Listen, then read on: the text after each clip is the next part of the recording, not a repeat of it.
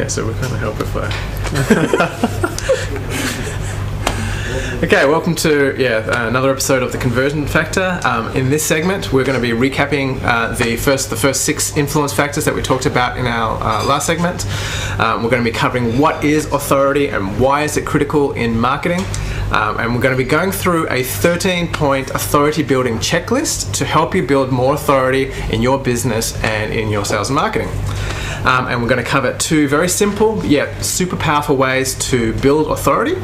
And we're going to cover the number 1 mistake that people make when they're using authority in their business. And a lot of people make this mistake. And we're going to send you off with some action points so you can start applying this in your business straight away.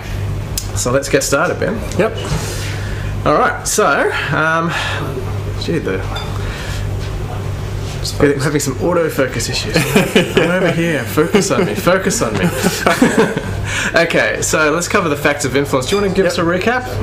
Okay, so the first one is authority, which we're actually going to be talking about today, which basically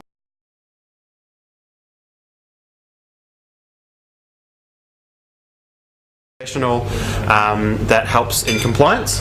When you're trying to get somebody to do something, when you are trying to help them, whether you're trying to get them to take action, authority is a key one. If you are somebody who knows about that and is seen as someone who should be able to give advice, or you're perhaps somebody in a position of fame or celebrity, that helps to improve compliance.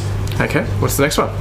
Next one is reciprocity, which is when somebody gives you something or does a gesture for you, you are much more likely to feel a sense of indebtedness, and therefore you are much more likely to reciprocate, to give back, to do something of similar nature, or if you can't do something of similar nature, in many ways actually something of greater gesture than they gave to you. Yeah, which is pretty awesome. Yep. And then we've got social. This one? Yeah, got social proof, which is basically people will trust what other people say about you much more than they'll trust you talking about yourself. So typically this is through testimonials, or it could be the number of likes on a page. But specifically if people are about to do the action that you're asking someone to do, if they can look around and see, hey, there's a bunch of people that have also taken that action, they're really, really happy, then they're a lot more likely to believe that. So that's social proof. Yep. Liking is one which it basically states that if you like somebody, or if somebody likes you, that's much more likely to influence your likelihood to do something. So if your mother asks you to do something, you're much more likely to say yes than if some random person off the street asked you to do something. That's if you like your mother. That's if you like your mother, of course. Mums are awesome. So. And the last one is commitment and consistency, and that's the fact that we like to be consistent with what we say. So if we say we're going to do something, there's this internal sort of tension that we want to be consistent with our words. And so it's basically that we like to keep our promises, and you can actually use that in marketing to make people follow through with the actions that you'd like them to take. Yep. Oh, there's one more actually. There is one more. What could that be? What could that be? That happens to be our favourite one actually, which is scarcity, which is basically when there is a limited amount, or a limited quantity of something, or a deadline approaching of some sort, we're much more likely to take action, because when a resource is scarce, it is inherently more valuable. So that's that one there. Yes, we like that one. That's our favourite one. Okay, so why are these factors important? So those factors, we didn't actually introduce them, but they're the factors that were in this incredible book called Influence, The Science of Persuasion by Robert Cialdini.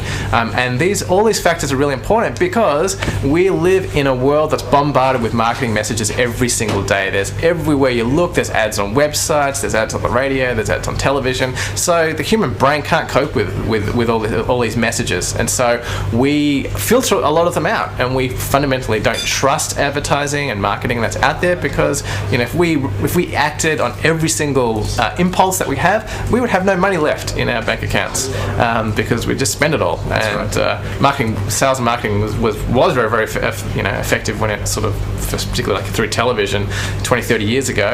There's just so much noise now. Yeah. It's like 50 years ago, advertising advertising was very, very basic. There wasn't as much of it, and you tended to believe it. Now there's just so much everywhere, and we really need to be able to filter it out. Yeah, don't trust anyone. So and there's a lot of research that's coming out about how our brains are wired, and our brains are wired so that we're really, really lazy. We want to conserve energy, so we don't want to react and process every single offer that comes in front of our eyes, because we just use up a lot of brain power, and we're really, really, really tired. So so as a result, to survive in this world that's full of all these different messages, we need to rely on shortcuts, and whether we are aware of those shortcuts or not, we are wired in a particular kind of way. So we need to use shortcuts, what the influence factors are really about, things that have been proven to be reliable shortcuts to weed out whether it's good to take action about something. So some really one kind of an example of a shortcut is first impressions. So particularly this is very, very important for marketing, because you're exposed to an ad, you're exposed to the offer, you're going to have a first impression, and it's not even going to be happening in the logical part of your brain. It's going to be happening in the reptile part of the brain, the emotional part of the brain, and all those factors they're the factors that come into play throughout first impressions. So that's why it's really, really important. I particularly do that when I'm meeting someone in a business scenario for the very first time. Even though I detest wearing suits or dressing up in any kind of way, shape or form, I will actually put on a suit or at least a nice shirt, because that first impression will stay with that person forever. Like, it's very hard to change a first impression. It's not fair, it's kind of wrong, but that's how we're wired. So you can't really work against the way that we're emotionally sort of wired.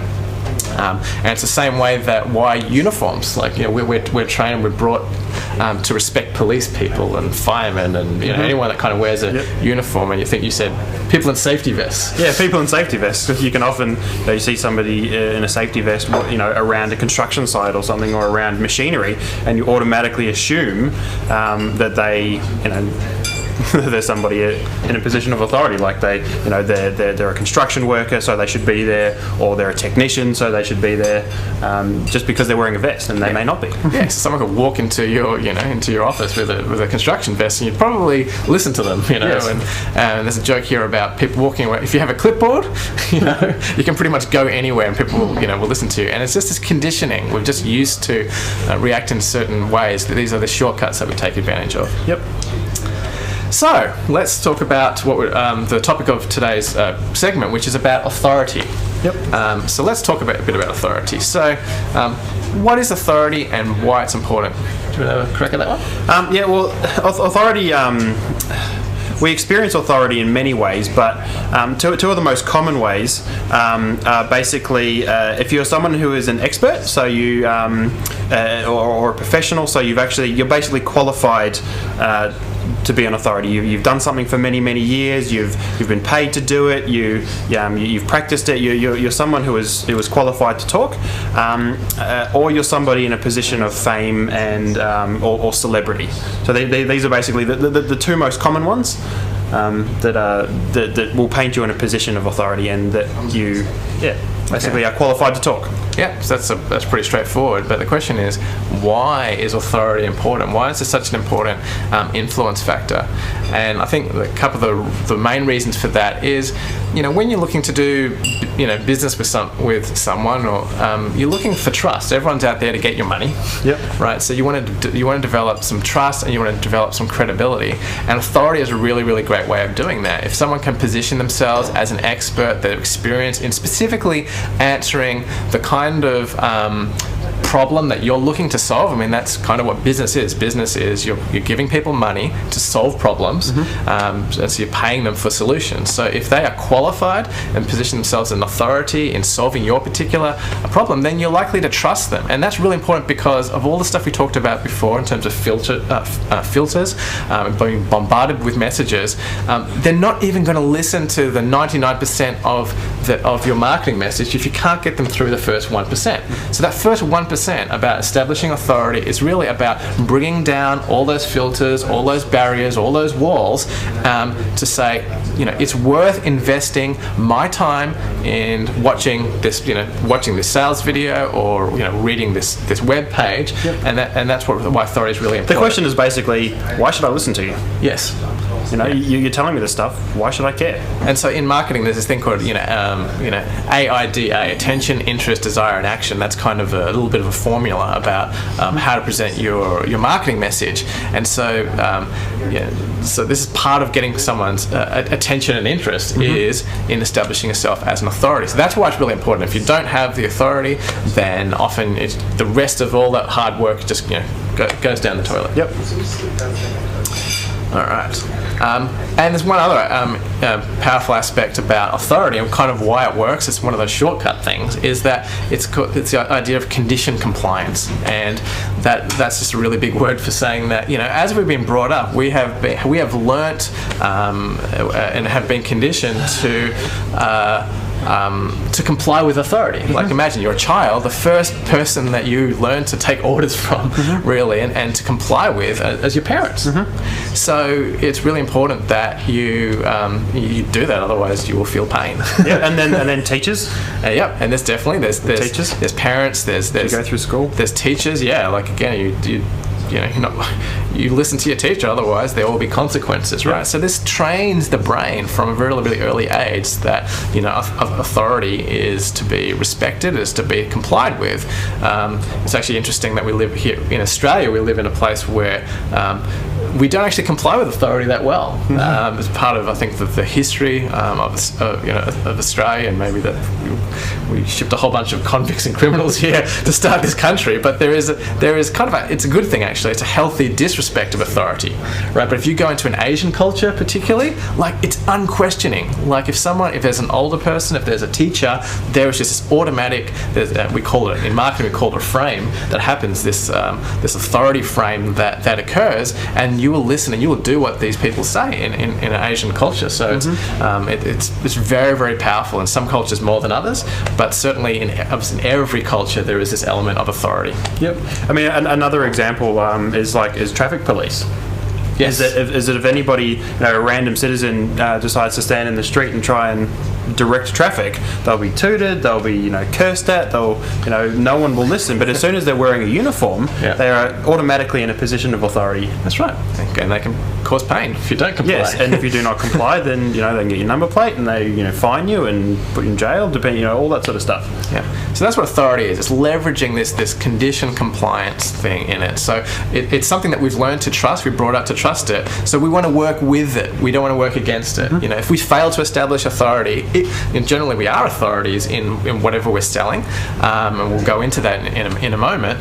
That if we fail to do that, our marketing is going to let us down. Exactly right. And if you have a solution to a problem that people have, and they don't listen to you and you have all the authority, you've been doing it for 20 years, and you know all the ins and outs, and you've solved the problem for yourself and hundreds of others. If you don't convey that to them, then they won't listen to you, and they may have the problem, and they'll have to endure the rest of their life with this problem because you didn't convey that you were someone who they should listen to get their solution. Yeah, and so it's very important. You look at all marketing as you're helping people, to get to your solution. If they don't have your problem, then you don't want them to buy your solution. No, exactly right. But if you have the solution to what they, to the problem that they have, then you could change their life. So it's really important that you do everything possible to effectively communicate the value of your problem and who it's perfect for, and and who it's not perfect for as well. Yep. Okay. So we've talked a little bit about authority and what it is and why it's important. Yep. So what I've done is I've put together a 13-step authority building checklist. And what this is a lot of people say, well, I'm not an authority in something. Well, I think if you go through this checklist, you actually will help you to dig up all the aspects of authority in your own life, in your business, that you can use and apply directly in your marketing. I think you'd be surprised. There's actually, you may not have them all, but I think you'll quite easily be able to find one or two that you can apply that will help you to leverage against the others. Yeah. So let's get started and go through this. So, definitely I encourage people to watch this section again to get all the 13 points. But yes, just think about, when you're listening to this, think about how you can apply this in your business. Yep. Okay, so let's get started. So they're not in any particular order.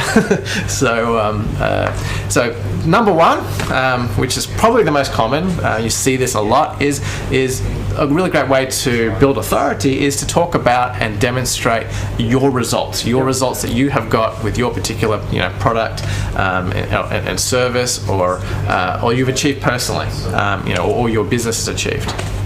So, for example, like I often use an example when I'm like being interviewed, or when someone's asking me for a bio and to talk about myself. One of the very first launches that was actually done in Australia, internet marketing launches, we did that in a company called PropertyInvesting.com, and we didn't have that much belief or faith that it was kind of going to work, and we actually didn't even follow like half the the stuff that you're supposed to do in a launch, but we still we sold $570,000 of this product in 37 minutes. So by talking about your results, it positions you as authority. Okay, maybe this person knows something about sales and marketing or whatever. But so you look at your specific kind of business and look at what are the results that you have achieved, or your business has achieved, or your product and service achieves for people, and state that stuff, because that and say succinctly, so that people can quickly basically work out whether you're the real deal or not. Now, it's really, really easy to, like another example is, when we're talking about stuff, is Article Samurai sold out in 33 minutes. That's really, really amazing. It's one of the second or third product that we produced. And again, it sort of positions ourselves as being authorities in this kind of sales and marketing sort of area. But the important thing, it's easy for people to kind of quote a lot of results, but is the idea of proof. So what are some examples of proof that we could be using? Well, I mean, something that is very common in internet marketing is to show to show screenshots of your bank account. So it's all well and good to say I achieved this thing, but to actually show the evidence of it.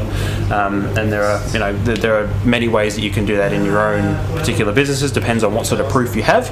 But just to actually show, not just talk about the results, but to actually be able to show the evidence of that. So let's say that you are somebody who is selling a skincare product, and you have a photo of yourself on your phone or something from beforehand, and then you can look at the proof is in what you look like now. Or perhaps you had like a skin condition like eczema, and then you have photos of what your skin used to look like, and now they can see what it looks like now after using the product. So it's whatever the proof is that you have for your particular product, it's actually being able to show that.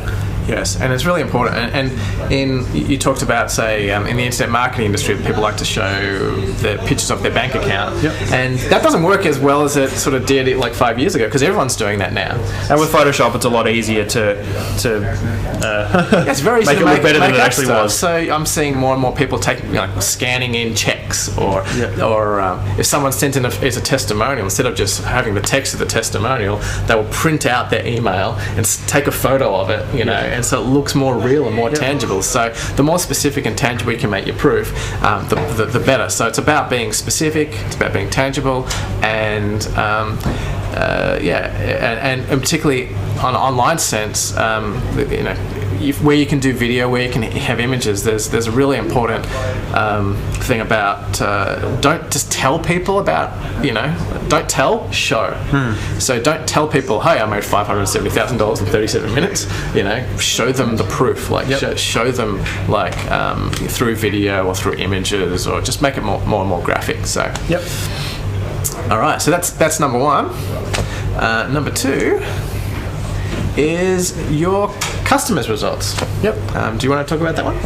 Okay. So basically, your customers' results. So let's say you're in a service-based business, and you've got a lot of customers that you provide a service to, and you haven't particularly gotten the results for yourself, but you are you're providing the service to all of your customers, and they are getting results, and they are potentially getting results in different niches and different markets.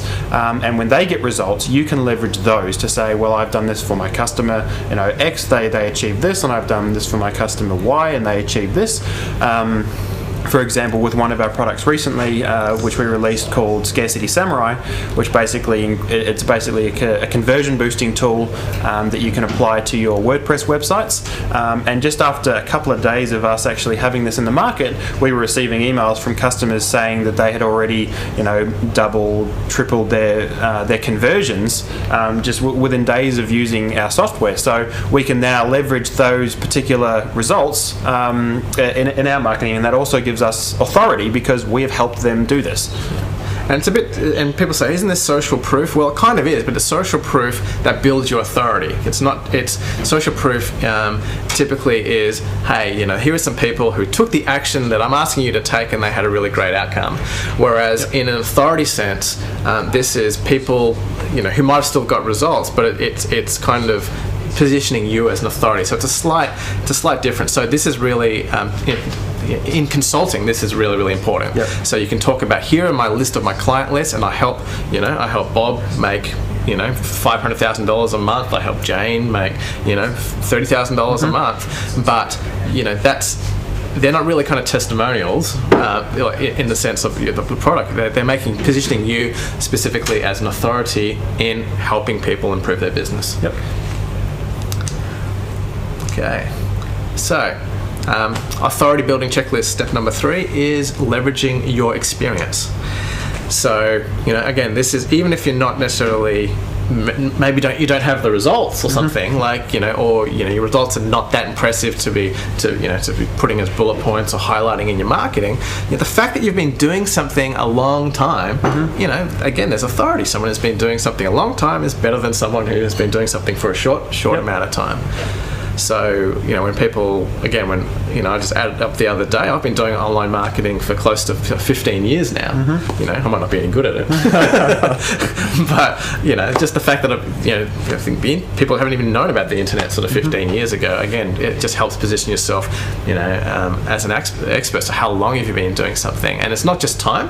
Yep. It's also, how many of something you've done. We were just doing some marketing for, we're doing a billboard out the front of our business, because we're co-located with Alliance Software, which is a web development business, and we're looking again, how do we build the authority? And so we looked at, I said, well, count up how many websites you have done. It was like hundreds and hundreds of websites, and just like that separates them from the person that's working in their basement, and just by the sheer number of things that you do. If you've built a certain number of online businesses, some of them would have failed and that, but just the number.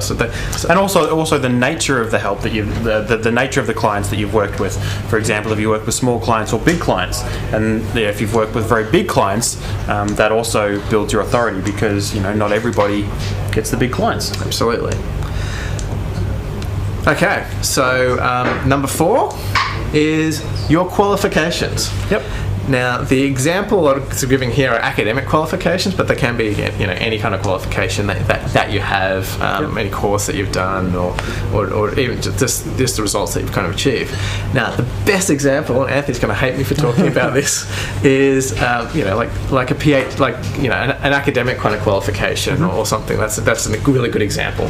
Yep. So Dr. Anthony Fernando, who works here at noblesamurai.com, he's got a PhD in education. Yep.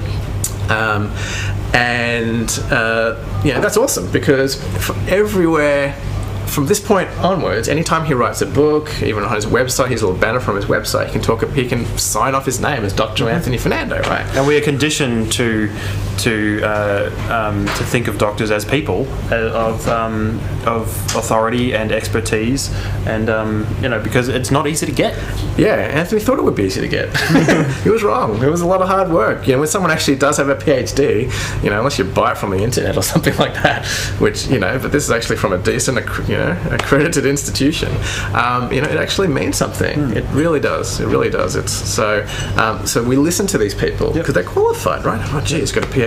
So because inherent in the qualification or in the title, we understand that in order to get that, there is a lot of work, and in order to be able to get through all that work, professor's another example. You actually need to go through a lot of work, and having done that, you then come out of it with the expertise. Yeah, and that's why it works, because we recognise that there is value in having that qualification. Exactly. So, I mean, not everybody is allowed to practice medicine. Not everybody is allowed to become to practice law. Yeah. You have to have gone through a lot to be able to do it. Yeah. Yep. And that's why we have authority and respect for these people that do that. So, and maybe you don't have a PhD, but you might have graduated from an Ivy League institution, such as Harvard or Harvard Business School.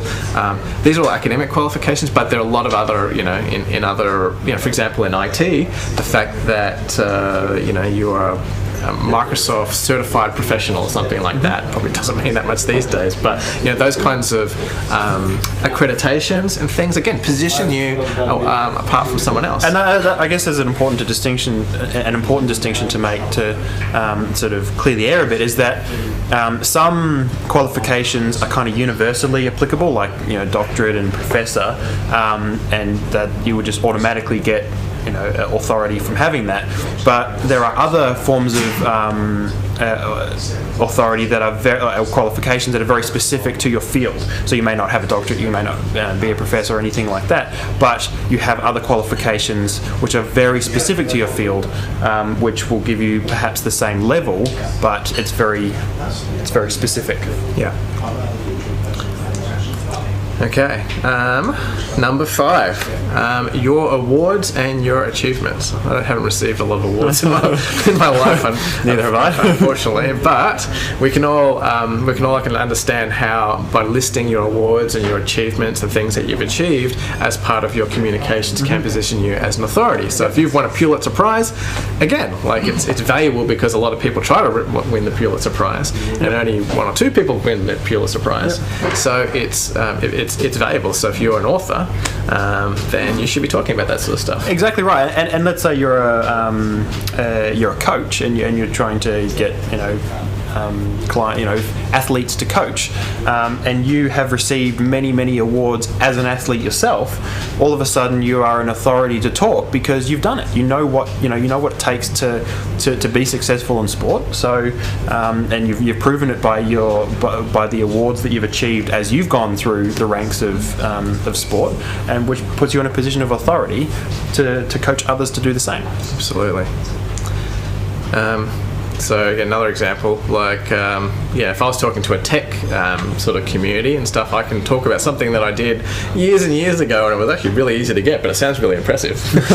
Which I was a founding member and vice president of the Australia Java Users Group and stuff. And again, people, they go, ooh, Vice president. You're vice president. It's basically because no one else wanted to be the vice president. There was only 6 people in the room, and I said, yeah, sure, why not? What do I have to do? Nothing. Awesome.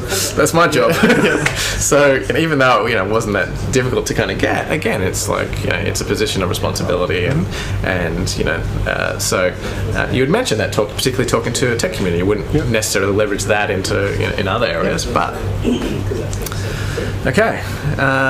And for people go, well, I haven't won any awards, right? I haven't got any achievements, but there are some really easy ways that you can get legitimate rewards. And one of those, I'm sure that's the same all over the world, but I can talk about what happens in Australia. In Australia, there is stuff called the Small Business Awards, and there are local business awards. So our local government, they will every year you can list your business in different categories, and you go up for a competition, and you can.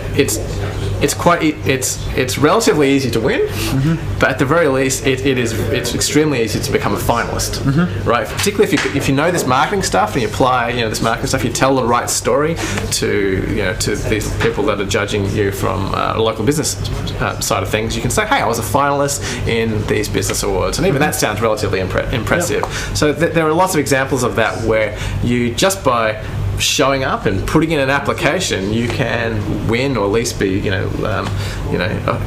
finalist in these things, and really help boost your authority. And all of these things add up. They may seem small and insignificant, but after you've done 1 or 2 of them, or 3 or 4 or 5, they really start to add up. Yeah, and the cool thing is that you can leverage some authority in one area into other areas and stuff as well. We'll talk a little bit about that in a sec. Yep. So, checklist number 6 is endorsements. So we all know about this in the sporting arena. So, do you want to talk a bit about this? Yep. So an example that we've had. I mean, pretty much our flagship product for the last 4 years has been Market Samurai, which is one of its main features is keyword research. But it's one of the bigger players in the world of SEO and online marketing, and it's been used by and promoted by many of the big names in our community. For example, John Reese is one of them. So being associated with being associated with John, we can say as used by John Reese. Yeah, and he actually promoted us as an affiliate, so you can say as endorsed by John Reese. Yep. Or Ed Dale has done a lot to launch this business and launch this brand. So I can say it's recommended by Ed Dale. That doesn't mean anything to someone in the knitting community, but in our community, that holds some weight associated with it. So. Yep. The other thing is endorsements from prominent organisations. So expand your thinking beyond individuals who might be famous to organisations that people might have heard and recognised. So, for example, I think it was Harvard, but there was a couple of Ivy League institutions that have asked to use Market Samurai in part of their online marketing courses or their e-commerce courses. And so we can say Market Samurai as used by Harvard University. Yes. And so all these things sort of add up and again position you as an authority. Number 7 is building authority through association with people that have authority or fame. So let's go through this. So the thing that we're really conditioned to pay attention to is the media. Yep. Right. We spend a lot of our lives watching the news and watching media and believing media, even though media sometimes can be pretty trashy and it can be potentially that's a whole other story. easily manipulated and don't always tell the truth and stuff. In balance, right? We trust them because they're in a public. They're talking in public because there's a level of accountability that they need to uphold. Yeah, absolutely, except in England. So it's very, very common. So if you've been featured on television or something, to say, as seen on CNN, if you're on the news, hopefully in a good way. You don't want it to be as seen on a current affair. That's right. That's right. Which is so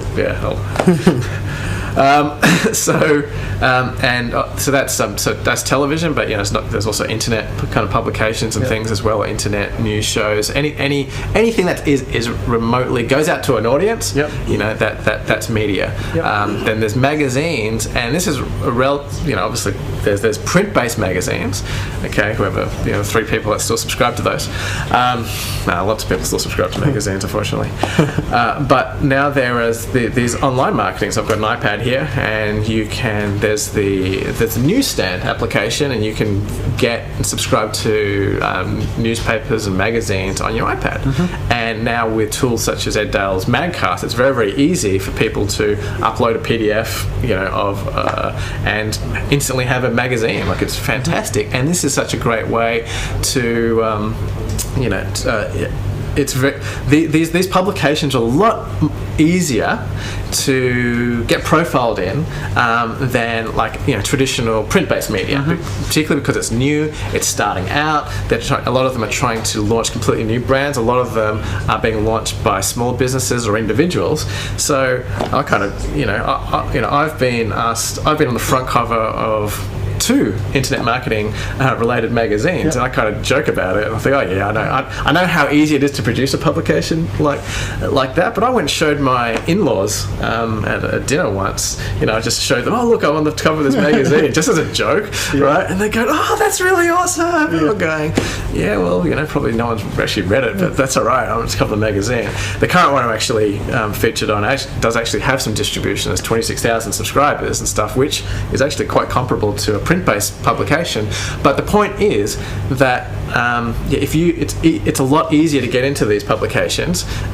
So basically, if they don't come to you, you can go to them. I think the main point with this is that magazines in the past it's been a lot more work to get published in a magazine, because of all, they're all housed by publishing companies, and there are a lot less of them, and there's a lot more work that goes in to being published.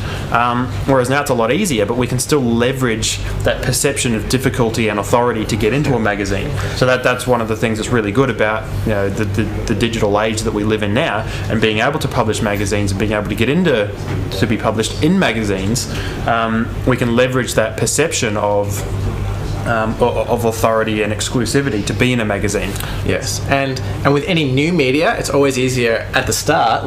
This is all new and cool now, but like in 5-10 years, it's going to be just as hard to get into these online things, because there won't be any print publications, or it'll be a lot less than now. Yep. So, getting in early too. Hey, I was listed in episode number 3 of this particular magazine, actually holds even more value. Yep. Imagine being in Rolling Stone magazine or something like that. In very early when it was launched up. That holds so much credibility, and you can carry that for forever. 30 years down the track, you can say, I was published in Rolling Stone. Yeah. And it carries a lot more weight as the magazine becomes more and more popular. That's right.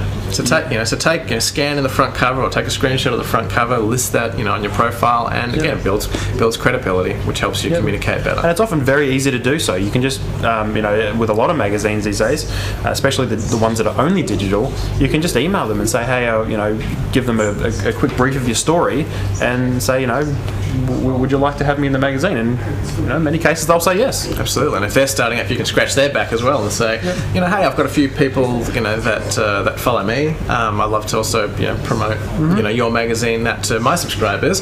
That it can really be win-win. So the other thing is.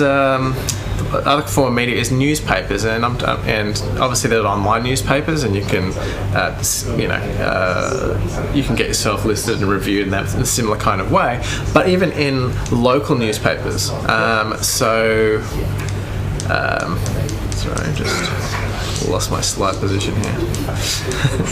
Oops. Anyway, in local newspapers, it's a lot easier to get featured in a local newspaper. So you just pitch them a local angle, and it will talk to the editors and things, and they're a lot more accessible than, say, the New York Times or something like that. Again, just getting listed in the local paper and that can be really fantastic. And you can scan in the paper and post it up, and or even radio shows. It's often very easy to get onto a radio show if you've got a good angle. And this is where looking at PR strategies. Are really, really good. I think Pete Williams has got a really good course about doing offline marketing and doing public relations to get yourself into these magazines and radio shows. It sounds like it's a whole lot of work, but it's not too bad. And particularly in America, where there's a million radio stations and things, it's really, really easy. And also you've got podcasts as well. So it's very easy to get onto a podcast. And again, these things will be becoming increasingly more important with authority over time, but again, build that sort of stuff up. So anyway, I think we've covered that pretty thoroughly. So, step 7 is you can build authority through association. So, who you've been associated with, where and what you've kind of done in your career. So, for example, looking at places that you've worked. So, again, this is a horrible place to work. Don't ever work at this place. I worked at Accenture back in the day, and that's one of the big 6 kind of consulting. Well, it's probably big 2, whatever is left now. Consulting firm, but if I was talking.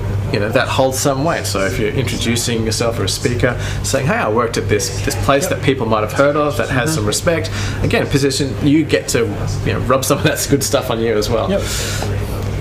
In a tech community, if you worked at Apple or if you worked at Google, then people have heard of that. So you should mention that sort of stuff.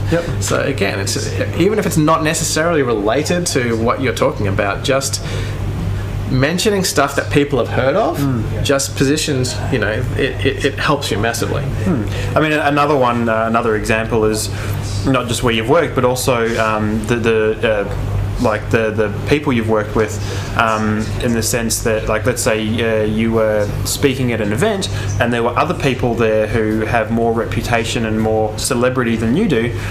you can say, I've shared the stage with this, like with Richard Branson or somebody like this, if that's technically true, and you can, by authority of being on the stage with those people, you get a authority transfer from them to you as well. Yeah, in fact, for a lot of these big names, if you have to pay to speak. Yes. Like, so you think it's like the other way around. I'm going to speak, I'm going to get paid. No, you pay because you'll take a big, massive bump in your credibility by sharing the stage with some of these big names. It's really, really quite opening, actually. Yeah.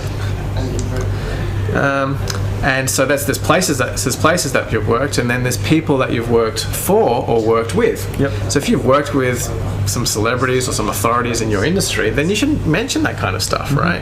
So like I started out working at one of the largest property investing portals in the world, and certainly in Australia, which is propertyinvesting.com, and doing a lot of the marketing sort of there. So that by mentioning that, that helps me position myself as an authority in marketing. I mean, another good example of authority transfer by association is with fitness trainers who train celebrities for movies. Yeah. So if there's superheroes or actors who play superheroes in movies, as soon as that movie comes out and all the fans want to know how they got their body for the movie, they start searching for the trainer to find out what they did and how they did it. And all of a sudden that trainer gets authority because of association with the actor. Yeah, and imagine if I'm sure there's a lot of trainers that would train really famous people for free just to get that thing on that resume, because they know that once they've done that, then they can charge big megabucks for the next person. Exactly.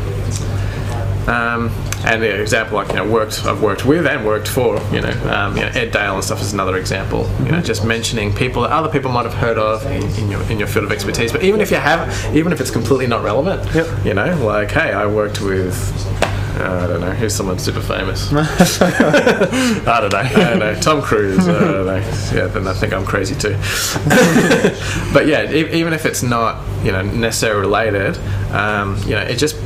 if it's something that they can relate to, that they know, it positions you not just as an authority, but it almost taps into the liking side of things. People are much likely to do business with things or people that they know. That's why there's a lot of when there's brand advertising. If you're you're looking at buying a particular product on the shelves of a supermarket, and there's a whole bunch of product that you haven't heard of, and there's products that you have heard of, you buy the stuff that you have heard of. Yep. And that's kind of where this kind of authority stuff sort of helps a bit in that department as well. All right, up to number 8 of 13. Getting there. So, popularity. Okay, this is so you can build your authority by looking like you're really, really popular, or if you are really, really popular, just putting that sort of stuff out there for people to see. So this is slightly different from social proof. Social proof is really about specificity around about results. Popularity is really about numbers of people or traffic and things like that. So do you want to talk a little bit about that? Yep. So an example is how many people have liked something that you've done, how many people follow you on Twitter, how many people basically have... social proof kind of supports authority in this way, in the sense that it's not the same thing, but when a lot of people have taken an action towards something which paints you in a positive light. So you've got a lot of followers on Twitter, and lots of people listen to you and retweet all of your stuff. Then that paints you in a position of authority because people are listening to you. So that social proof of people, by the act of them following you, it paints you in a position of authority because they listen to you. Yeah, and some people manipulate this, of course, and they use all these different tools to get lots and lots of followers, or they use tools to get fake likes and fake views and all that kind of stuff. But the reason why it works, I'm not saying that's an ethical thing to do, but the reason it works is because it goes, hey, this person's got a lot of people following them. There must be someone worth listening to. Yeah. So if you do have that in your in your business, then you should leverage it. And if you don't, then you should look at how can I make sure that all my customers follow me on Facebook, follow me on Twitter? Like you're probably throwing some of this authority down the drain by not actually leveraging that. Yep. I mean, another example of celebrities is that because as soon as celebrities start tweeting, all of a sudden they just because of their celebrity, they're leveraging that to get the followers, which then they have, now they have two aspects of authority. They've got the celebrity, but they also have now all of the followers. Yep. So they're using one to leverage the other. Yes, exactly. And you can actually use this to help build followers for yourself as well. Like if you follow someone really famous and you retweet them, or you say something about them and you mention them in a post, then if position it to something that the person might actually retweet, then that gets your message out to their list, and a lot of those people may actually come and follow you as well. Yep. So it's a really kind of really great trick. All right. And so there's list size, there's an email list size, subscribers. We use a lot now, marketing, 500,000 users, 80,000 customers, 10,000 affiliates, big numbers, right? So, if you've got the numbers, it makes sense to use the numbers because it positions yourself as authority, particularly in a really noisy marketplace such as internet marketing, with a lot of people saying a lot of stuff, right? You need to, you need to use every bit of your credibility in your authority. It really creates thud factor. Yeah. It's sort of like, it's that first impression of, whoa, that's a lot of people. Yeah, that's a lot of people who follow you or who are listening to you. And one really, really easy way, and I don't see very many people actually do this anymore, is the number of countries that your subscribers or that your your customers come from. Basically, if you're on the internet, the reality is people are buying from lots of other countries, right? Yep. So to actually say, hey, we're used in 73 countries around the world or something like that is awesome. It sounds so impressive, but people don't do it. And you can get this information out of your autoresponder service as well, because a lot of them will actually turn the internet location of where people signed up from and then report, so hey, this person's from England, this person's from Ireland, and so forth. So you can get this information quite easily. At the very least, go to Google Analytics and take a look at where your customers are coming from.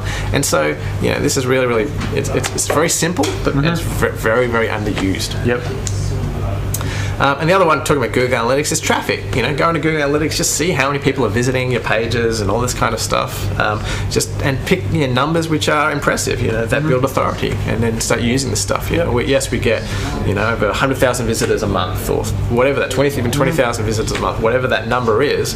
If it's not impressive, don't use it. But if you've got it, this is all about digging in and finding all these authority factors and then seeing which ones you can best use in your business. I mean, and basically what we're doing is we're collating a bunch of authority assets that we can use. The more assets you have, the more effective your marketing will be, and the greater the compliance you'll be able to get when you're asking people to do stuff. That's right.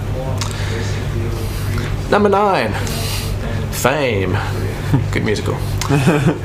So we've kind of covered this a little bit, but this is kind of looking at, there's this whole thing about, used to be that people were famous because they did stuff like really useful. Now people are famous because they're famous. Yeah. Right. And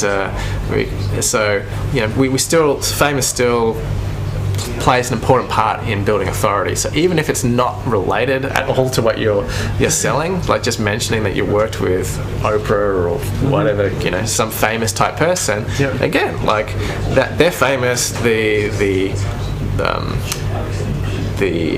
people think it must be difficult to get near famous people, and the fact that you associate with these people probably makes you kind of important and things as well. So so even if it's not even 100% related, then you should still potentially mention it. Particularly, again, you should always list your best stuff. Don't list necessarily everything when you're talking about authority, but put it in your bag of tricks and then use it and then filter it down to to be most appropriate to the particular audience or call to action marketing message that you're trying to build. Another example is famous stuff that you've done.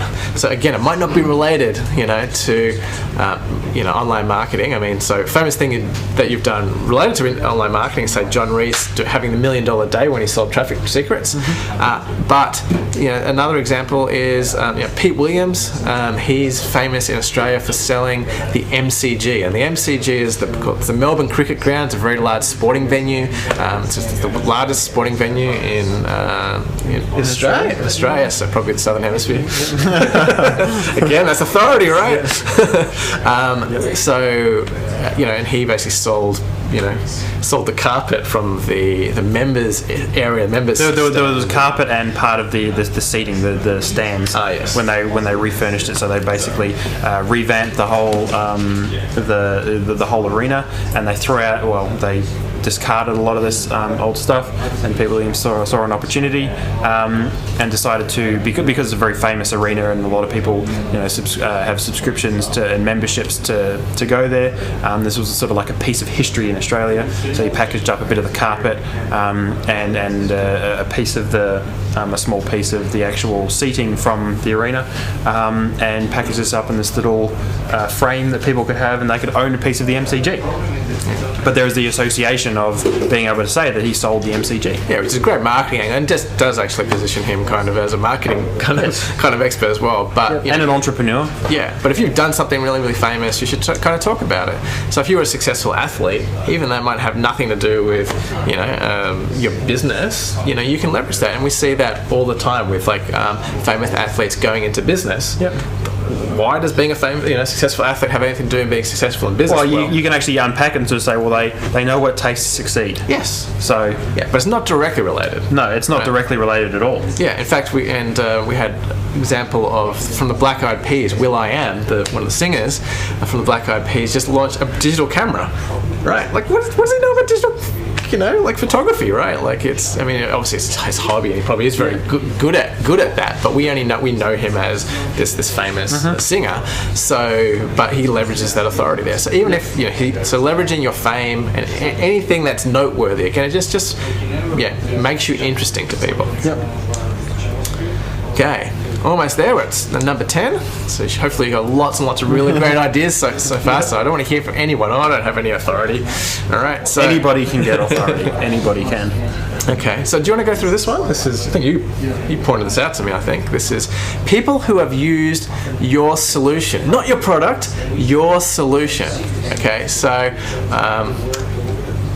you're probably the best one to talk about this particular example. Okay, so for example, if acai berries, okay, there's these magical berries that really, really popular for weight loss or health or whatever. I don't even know really what they do, but it's kind of up there with Viagra and stuff in terms of people just selling it through online marketing, selling it through spam emails, and it's one of those really popular products out there. And so they will say in their marketing, as used by Oprah, because she has used it, she talked about it on her show. So even though Oprah has not specifically endorsed their particular product or blend of acai berry goodness, they can talk about that. They can leverage Oprah's fame because she's used that solution, that acai berry solution, even if they haven't used that specific brand or product. Okay, so the very best example is coming up. I'll hand it over to you. Yep. So this one is actually it's another scarcity-based product in the marketplace of WordPress plugins, and one of the things that they have actually done is they haven't actually said that these people use their software, but they've said that people use scarcity, which is the principle by which the plugin is founded upon. So basically it creates countdown timers, which gives people a feeling of scarcity and fear of loss, and a lot of it's pretty much the most important influence factor and the most effective at getting people to actually take action. So all of the big marketers know about it. So by saying that, and all of the big names like Frank Kern and Evan Pagan and Dan Kennedy use this particular strategy that their plugin is founded on, they, by association, get authority and credibility from that association of the principle, not the actual solution. Yeah, so it's kind of a little bit sneaky because it looks like when you take this is actually a screenshot from the sales page on the Ware Special Offer Forum. It sounds like, hey, all these people have used this page expiration robot product. Wow, this must be awesome. It's all used by the big marketers. But you read the wording very, very carefully, and it's like just a few of the world-class marketers and experts using scarcity and urgency in their marketing. And like, if you are a world-class marketer, you are using scarcity in your marketing, right? So they can like name everyone, right? I'm not sure if they've asked these people whether they can, to use their likeness and promoting their product. But it's very effective because at a first glance, it's fantastic. Yeah, so it's very, very clever, and and you can maybe use some of those ideas in your product. I think it's still good to check with those people to make sure if you can use their likeness, and most people will say yes if they get some exposure. But it is particularly in internet marketing. My goodness, they'll just just to get their face anywhere. They're like, yeah, sure, why not? What is it again? Yeah, so it's very, very effective though. Yeah, so very, very cool. And step number 13, which is your expertise. So I'll go through this one. Yep. So a lot of people, the fact that you are an expert in something, people will, paint you as an authority in that, right? So people go, I'm not an expert in this thing in my business, but expertise is really, really overrated. Like, particularly there's a joke in the consulting world, that if you pronounce the word, it's kind of an expert. If you've actually used something, you're a guru, right? So to be a consultant, you just have to know more than the person you're consulting with. That is, and it sounds funny. It's actually really true. It's sad, but very, very true. So expertise is really overrated. So there are people, not undermining people who are genuinely sort of experts and have worked in a field and got a PhD in something and worked 20 years. They really are the experts, but they really are the authorities. But for most in most scenarios, in most markets, the fact that you're just a little bit better and you know a little bit more than everyone else really does position you as an expert.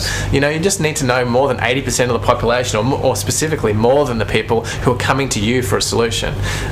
So this is really, really easy to do now, online. And many, many years ago, when I was first getting into internet marketing, I actually did this little experiment. It was kind of a bit crazy, right? So I actually got a kitchen timer and I set it for 15 minutes. And I had a site in the weight loss market. Don't ever go into the weight loss market. By the way, I had a website in the weight loss market, and I was interested in doing some content around metabolism and weight loss. And I didn't know anything about weight loss, and certainly didn't know anything about metabolism at the time. So what I did, I set the timer, and for 15 minutes I just searched and just read everything that I could online in 15 minutes about metabolism. I built myself out a mind map, and then then after 15 minutes I stopped. I turned those items in the mind map into slides in a keynote presentation, and then I recorded a video and I just spoke through those points, those learning points that I learned in the last 15 minutes. And it was incredible. That video went for 40 minutes, and it was just chock full of all this information. And it really, when I listened to it, going, gee, I know a lot about metabolism now. Right? And so it's really, really easy. And this was back then. It's even easier now to find out about stuff. Like, what was the Wikipedia example you were talking about earlier? Yeah, well, I just came back from a trip in China. I was in Shanghai, and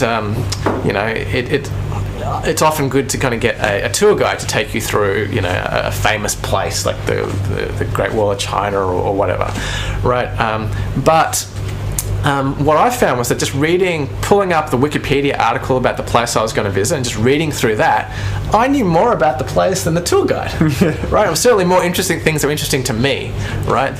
So this is a tour guide who, it's his profession. Like, he gets paid to know about this stuff and to communicate it effectively to people. Right? And I knew more about this just from reading something for 10 minutes on Wikipedia.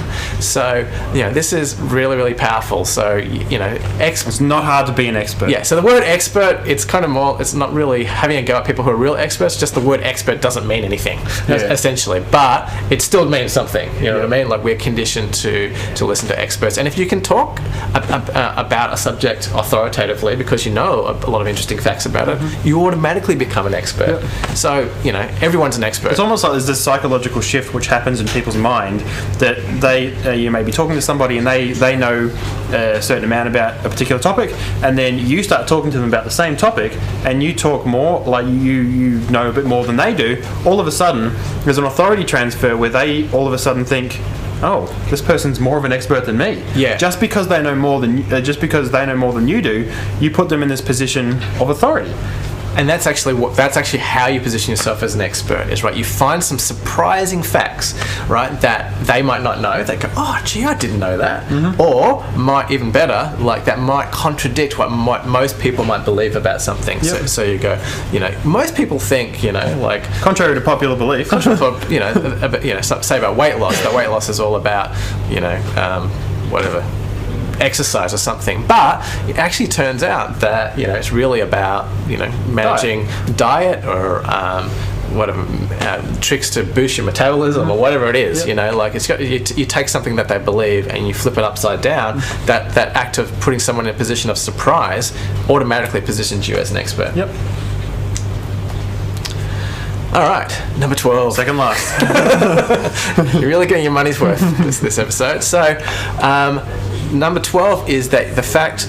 Now, this is kind of like if you can't find anything else, right, you can at least do this. Yep. Right? So I think for a lot of markets, this is really, really, really powerful.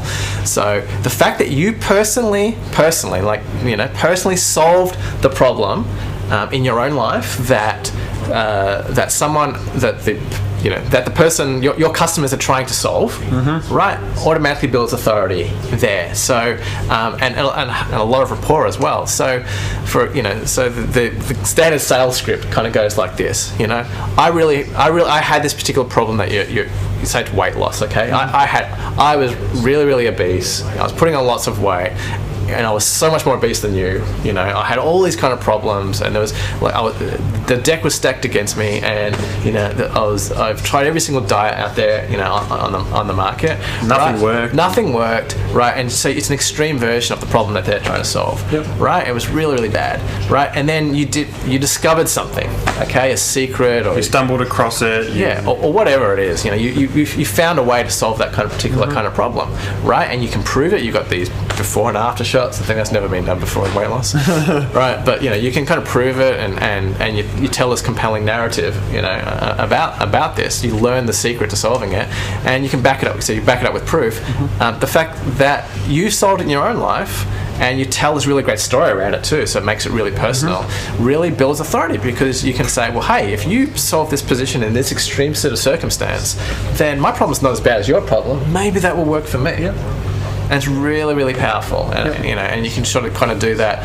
That's why that's really, really prevalent in marketing. Like how a desperate Nebraska housewife made $10,000 a month or something like that. And the good thing about this is it's easy to do, because if you are trying to help somebody and you truly have the solution, then and because you've actually done it yourself, it's very difficult to argue with. Because it's your word. It's like, well, I'm telling you my story.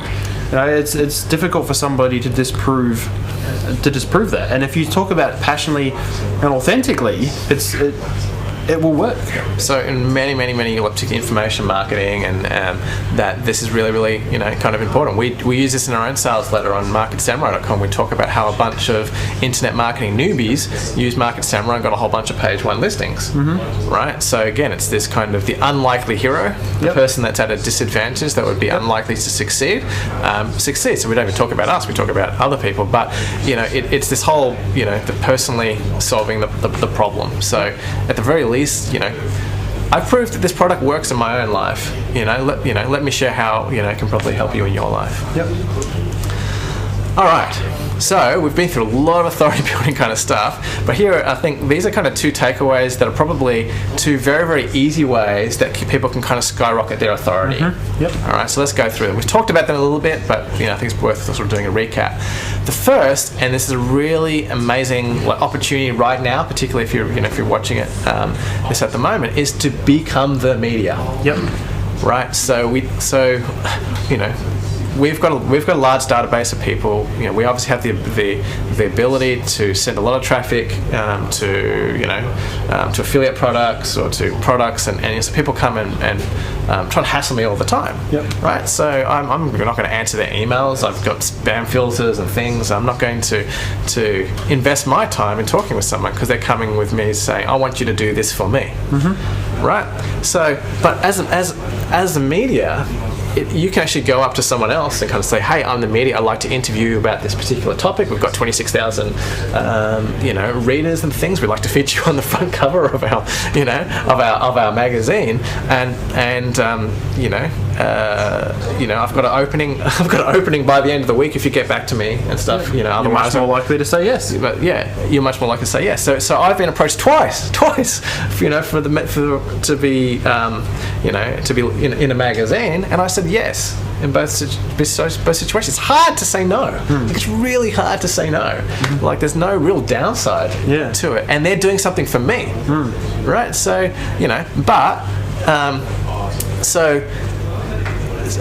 so as becoming the media, like you automatically become an authority. Yep. Right. Particularly, and awesome thing is that you can leverage that up. So once that, I'm just going to put my name out there with anyone. I did a bit of research and go, oh, gee, like all these other really famous internet marketing people have been listed, have been featured on their magazine. So I want to increase my authority. So I'll me appearing in the magazine, again, it's that, hey, as lift my authority as well because of all these other people that have authority that are listed on this magazine. That's kind of where authority kind of comes from. Yep. So it's a super powerful strategy. So Ed Dale's got this magcasting thing. We'll probably bring him on the show to talk a little bit about it. But it's very, very easy for you to publish your own magazine and to become the media and just cut through all the gatekeepers, all the reasons why they'll say no, and say, I want to make you famous. I want to give you an audience. You're going to say yes. So it's really, really powerful. The other, that's really one really new one. That's the something which a lot of people you can still do and still very, very effective is to set up a news website.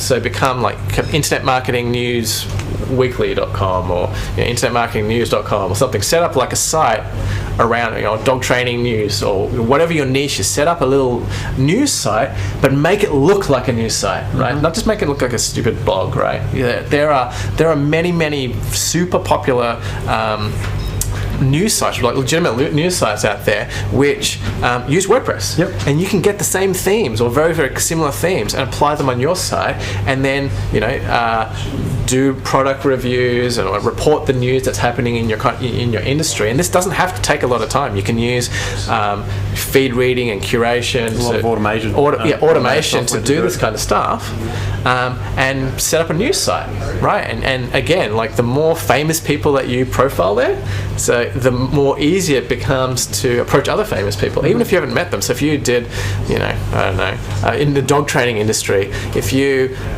did a review of, who's that famous dog training guy, the Cesar, whatever his name is? Caesar Milan. Yeah, Caesar Milan or something, and you just review, you don't even meet him, you don't even interview him, right? But you just do a news style post about his new television program or book or product that he's put out there, right? And you've got his image and all that sort of stuff, the images that you're allowed to use and for public relations and so forth.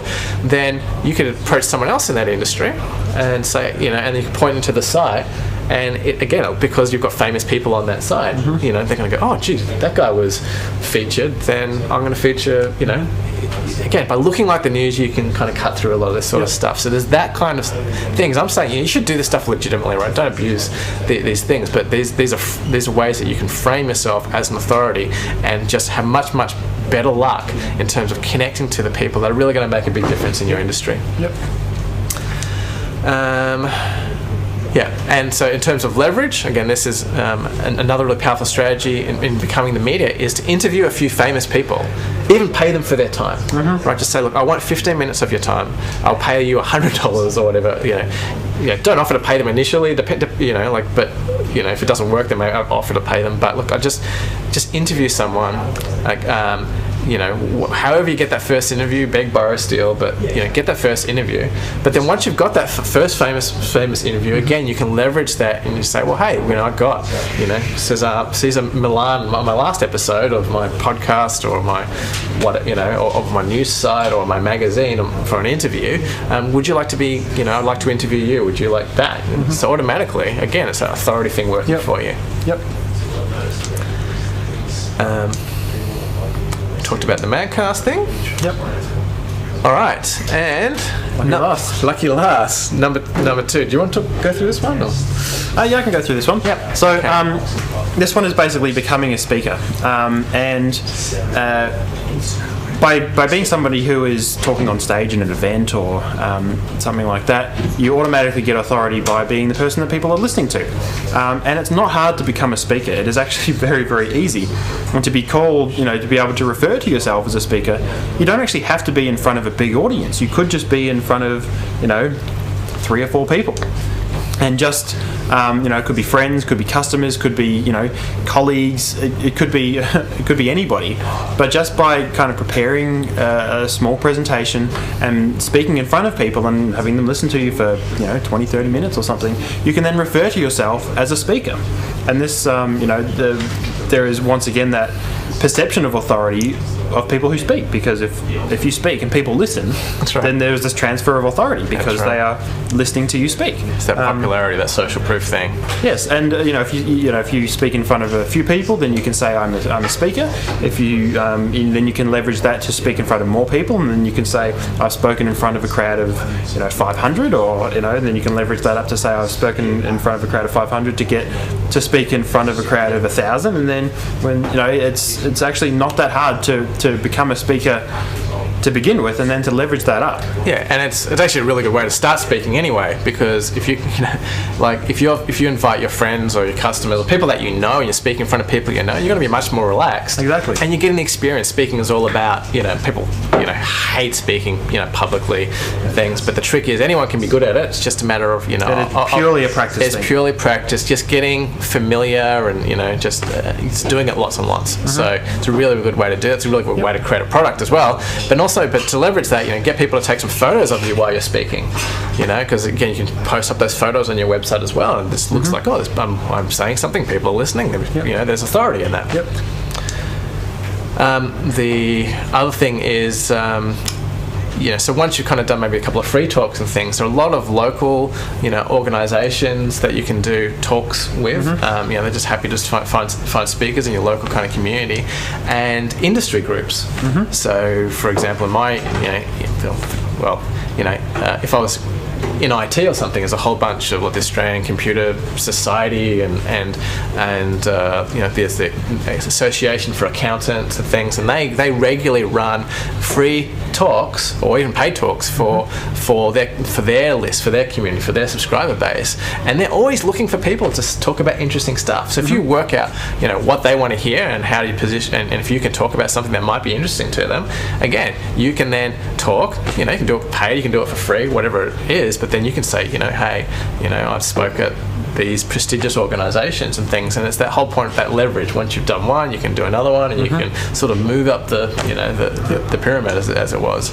And also at seminars, most people think, most seminars speakers aren't really paid, and they're looking for people to speak about interesting topics. Yep. And people say, "Oh, I'm not an expert," and it boils back to the expert thing. Often just the fact that you put your hand up and speak, and to say, "Look, I would like to speak," in that, people don't. A lot of these seminars don't get flooded with 1,000 people that want to speak, because people hate speaking. Most people do. And if you've got something interesting to speak about, and particularly if you've spoken about that kind of before, again, you leverage that. Hey, I spoke about this here and at the Accountant Society or whatever it is. Then you're a known quantity. You're less risky than putting someone random up on the stage. But even that, just saying I would like to speak, I reckon 8, 9 times out of 10 people say yes. Yep. So you think some of this stuff is hard, but it's not that hard. It really isn't. Okay, that's our 13-point checklist. All right, but I think it's really important that we leave you with a warning about authority, and it's kind of like the number one mistake, actually, with just websites in general, which is authority is like salt. Like the number one mistake with using authority is using too much. Yep. Right. And what I mean by using it too much is that authority is like salt. Okay. A little bit can make a meal really delicious, right? But too much can make you throw up, like drinking salt water or something like that. So it's really important in marketing that you focus on the prospect, not yourself. If you're talking about I'm so good, I'm so good, I'm so good. So typically, like on a marketing website, we've been in business for 35 years. Yeah, that's good. It helps kind of build a little bit of authority, but that's really not going to help you get the sale. No. Right? So, you always have to take these statements of authority and translate them into benefits. We've been in business for 35 years, so we've dealt with pretty much every single problem that you can kind of deal with. We've dealt with, over 40,000 organizations, which means your business is safe with us. You kind of spell it out, for them why that authority thing, why they should care about it. So translating authority point into benefits. It's always got to be framed in a benefit for the customer. It's all well and good to say I'm an authority, but your customers are coming to you looking for a solution. So if you don't relate your authority to how it's going to make it easy for you to help them, then it's fallen on deaf ears. Yeah. So it's focusing on the prospect and not you. So there's a balance happen now. So this is like for turning something into a benefit. Typically you take whatever the statement or the feature, or in this case the statement of authority, and you put two words after the statement, which means. So I've been in business for 25 years, which means, and then you fill in the blank, which means for that person. So you spell out what the benefit is for that kind of person. So I'm an athlete and I've achieved all these awards. So I know what it means to be successful and what it takes to achieve, greatness in this particular sport. So I know how to help you in your current situation get there. Yeah. It's not about you being all wonderful and the best. It's about your expertise and your authority putting you in a position to really help that person. That's right. And so asking yourself which means, right, is really, really important, because you don't want people going, oh, that must mean they can help me, right? You need to think, do their thinking for them, like spell it out, right? Spell it out. So don't think that, oh yeah, they'll get it, right? We'll cover a lot more of this in more detail in other episodes. Absolutely. But just to be brief, you need to always, this is so important, frame your authority in a way which identifies with the person. So your authority means that you can help them. And the other, I think, really, really important point, which is actually I think a lot of people do wrong, is that everyone wants to position themselves as the guru, to be the authority. Come to me with all your questions, I will have all your answers, right? But that can create a lot of distance between you and your customers, because in their head they're going, well, of course, you've lost all your weight because, I don't know, you knew this incredible trainer person and he coached you and all that sort of stuff, or you were really, really smart, or you had all these things that I don't have.